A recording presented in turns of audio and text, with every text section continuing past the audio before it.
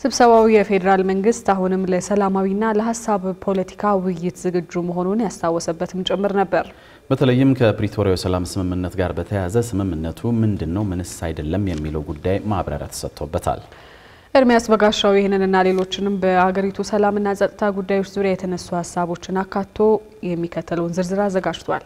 የህዝብ እንደራሴዎች ለጠቅላይ ሚኒስትር አብይ አህመድ ካነሷቸው ጥያቄዎች መካከል ሰላምና ጸጥታን የተመለከቱ ይገኙበታል።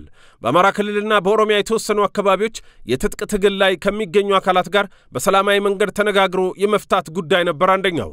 ጠቅላይ ሚኒስትር አብይ በጉዳዩ ዙሪያ ማብራሪያ ሲሰጡ እነዚህን አካላት ስሙን ካልጠሩት ሶስተኛ አካል ተልኮ የሚወስዱ ስለመሆኑ ነው ያነሱት።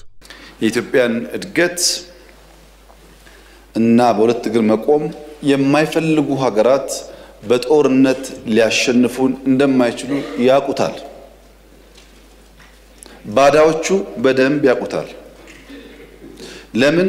የኢትዮጵያን አቅም ላኪው ያቀዋል፣ ተላላኪው ግን ይጓጓል። በተነገረው ቁጥር ዘሎ እዚህ የሚመጣ ስለሚመስለው ይጓጓል። ጉጉት የወለደው በሽታ ነው። እየተላከ እንደሆነ ያቃል፣ በራሱ ዓላማ ላይ እንዳልቆመ ያቃል። እሱ የያዘውን ሐሳብ ይዞ ቢመጣ ለውጥ እንደማያመጣ ያቃል፣ ግን ጉጉት ይይዘዋል። ጠቅላይ ሚኒስትር አብይ አህመድ መንግስታቸው ችግር አለብኝ ከሚሉ አካላት ጋር ሁሉ በመነጋገር እንደማይታማ ከመነጋገር አልፎም ሲቃወሙት ከነበሩት ጋር አብሮ እየሰራ እንደሆነ ጠቅሰው ነው ምላሽ የሰጡት። አሁንም ከየትኛውም አካል ጋር ለመነጋገር ዝግጁ መሆኑንም ተናግረዋል። እኛ አሁንም ክፍት ነው ለመወያየት። ማንም ሰው በሰላማዊ መንገድ ህግና ስርዓት አክብሮ ይመጣ ከሆነ ለመታረቅ አይደለም አብረን ለመስራት ዝግጁ ነን። አሳይተናል 2-3 ጊዜ። ገና እኮ ይሄ ለውጥ መጥቶ በማግስቱ ሁላችሁም ግቡ አይደል እንዴ ያልነው? ማን ቀረ ከዓለም? ሁሉም ገቡ እኮ። ከገቡት ውስጥ ልብ የገዙት እድሜያቸው የገባቸው ሰክነው እየሰሩ ነው።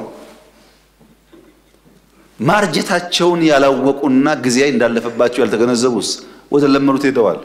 መላክ የለመደ መላክ ይችላል። አሁንም ለሰላማዊ ትግል በራችን ክፍት ነው። ለምን? ካልተደመርን በስተቀር ኢትዮጵያውያን ካልተጋገዘን በቀር የኢትዮጵያን ችግር ባጠረ ጊዜ ልንፈታ አንችልም። ሁሉ ሶሉሽን በእጁ ያለ አንድ ኃይል የለም፣ ትብብር ይፈልጋል። ከዚህ ባሻገር ደግሞ መንግስት ልዩነቶችን በዘላቂነት ለመፍታት አገራዊ ምክክር እንዲካሄድ ሁኔታዎችን ማመቻቸቱን ተበዳዮችም በሽግግር ፍትህ የሚካሱበት መንገድ እየተሰራበት መሆኑን ጠቅሰዋል። የታጣቂዎችም ጉዳይ በተሃድሶ ኮሚሽን የሚሰራበት መሆኑን አብራርተዋል። በኢትዮጵያ ብሔራዊ ምርጫ ቦርድ ከህጋዊ ፓርቲነት የታገደው የህወሓት ጉዳይም በዛሬው ስብሰባ ተነስቶ ነበር። ለምን ነባር አመራሮችን መንግስት አያስታግስም በሚል የጠየቁም ነበሩ። ለጥያቄው ምላሽ የሰጡት ጠቅላይ ሚኒስትር አብይ ከ2 ዓመት በላይ ስላስቆጠረው የፕሪቶሪያ ስምምነት አብራርተዋል። ፕሪቶሪያ ምንድነው? ምንስ አይደለም? ፕሪቶሪያ ስምምነቱ አንደኛ ቲፒኤልኤፍ ህጋዊ ምርጫ አላደረገም። ህገ መንግስት ሶን ያካሄደውና ያን የጨበራ ምርጫ ይሰርዝ። እሺ ይሰርዛለው። ሁለተኛ በዚያ ምርጫ ሲያበያ የተቋቋመው መንግስት ይፍረስ፣ ህጋዊ መንግስት አይደለም። ምክር ቤቱ ይበተን፣ ህጋዊ ምክር ቤት አይደለም። ሶስተኛ ከሁሉ የተውጣጣ መንግስት ይመረጥ፣ ማለት ትራንዚሽናል ገቨርንመንት ይቋቋም። ቀጥሎስ በህዝብ የተመረጠ መንግስትና ህገ መንግስት አከብራለሁኝ።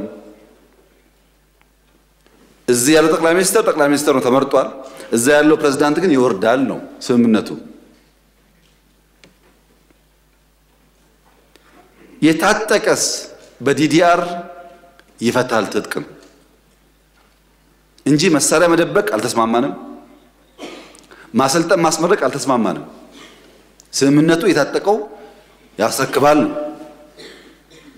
እንጂ መሳሪያ ደብቆ ማስቀመጥ ወይም በኮንትሮባንድ ለመግዛት መሞከር የሚል ስምምነት ላይ አልነበረም።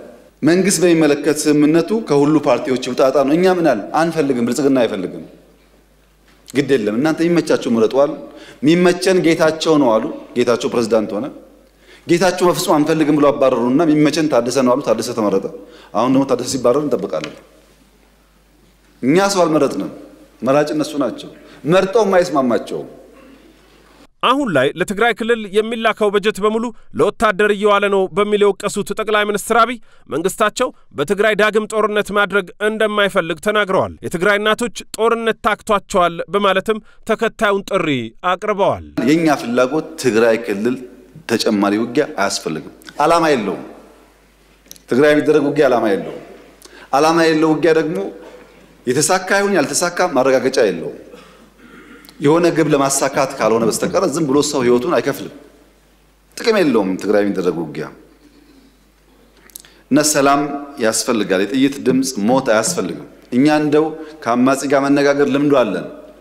ቅድም እንደገለጽኩት ተወያይተናል። ቲፒኤልኤፍም በሰከነ መንገድ አንደኛ ምርጫ ቦርድን አክብሮ ህገ መንግስት አክብሮ ትክክለኛ ጉባኤ አድርጎ ህጋዊ ፓርቲ መሆን የሚጠበቅበት ከባድ ነገር እኮ አይደለም። ምርጫ ቦርድ መጋበዝ፣ አሰራሩን መከተል፣ ጉባኤ ማካሄድ፣ ምርጫ መሳተፍ፣ ካሸነፈስ መንግስት መሆን።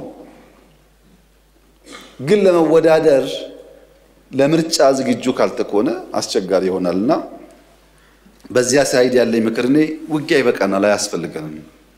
ግድ የላችሁ ብትዋጉም አታሸንፉ፣ አይታችሁታል፣ ጥቅም የለውም።